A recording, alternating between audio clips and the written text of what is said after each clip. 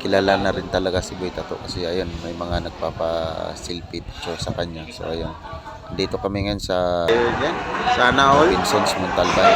Pag kami kumakain sa McDonald's. So masasabi kong kilala na rin talaga si Boy Tato dahil sa kanyang mga video ng mga astig. So ayan,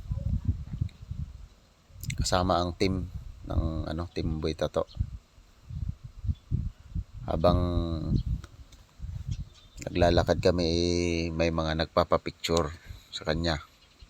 So iba na rin ang datingan talaga ni Boy Tato. Marami na rin nakakakilala talaga sa kanya. So hindi lang yan, marami talaga nagpapapicture. So hindi na nakuha ng video yung iba. So busy na rin.